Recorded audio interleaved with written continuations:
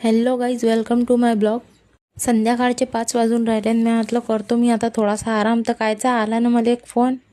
पाहुणे उतरले बा आमच्या घरी. मग भिडलो ना आम्ही स्वयंपाकात. मी गेली तेव्हा भाजीची तयारी चालूच होती. बेसन भिजवणं चालू होतं कारण की आज होती पातोळीची भाजी. आणि लय लोकांना माहीत नाही की पातोळीची भाजी काय असते. तुम्हाला माहीत आहे का? तर मला कमेंटमध्ये नक्की सांगा. झाली मग भाजी फोडणी देणं. भाजी शिजत आली. आणि आज गोड आयटमच्या होते गुलाबजामुन. घेतला मग आम्ही किलोभर खवा आणि केले मग घरीच गुलाबजामुन. आणि तुम्ही बघू शकता आजचे गुलाबजामुन एवढे मस्त झालते. आणि मग याच्यात टाकलं खोबरं खिस आणि विलायची. आणि मग गुलाबजामुन केल्यानंतर टेस्ट करून नाही पाहिलं तर मग काय कामाची गोष्ट, म्हणून मग पहिले खाऊन पाहिला बा म्या. चला मग इकडे आता वरणही शिजलं होतं. याला फक्त रई लावायची होती आणि पाणी घालायचं होतं वरणात. मग वरणानंतर होते भजीची बारी. काढले बा मग मस्त गरम गरम भजे. आणि तुम्हाला तर माहीत आहे की मला भजे गरमच आवडतात. थंडे झाल्यावर मी खात नसते. मग म्हणून मी पहिलेच घेतले खाऊन.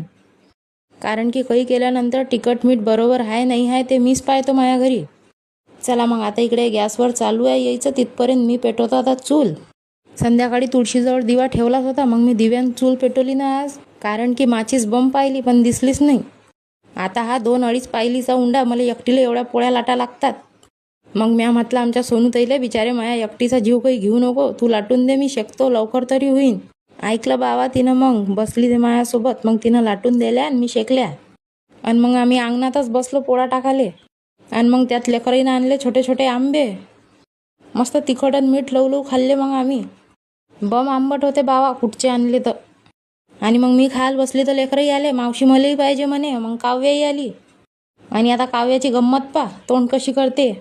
तिले म्हटलं बाई आंबट आहे खाऊ नको, तर एकाची नाही ऐकली तिनं. आणि पुऱ्या एटायतले लेकरं माझ्याच घरी जमा होतात ना. मग संध्याकाळी खेळतात आणि भांडणंही करतात. एकही लेकरू ऐकत नाही बाबा. आणि याच्या नांदी लागायला काही पुरत नाही. चला मग आता पूर्ण पोळ्याही झाल्या आणि स्वयंपाकही रेडी झाला. आता करतो मग आम्ही सगळे जेवण. आज पण खूप काही होतं जेवणात. पोट भरेपर्यंत मग मस्त जेवलो सट. चला मग आता रातचे 10 वाजले. मी जाते आता घरी. Bye bye, good night. भेटूया नंतरच्या ब्लॉगच्यात.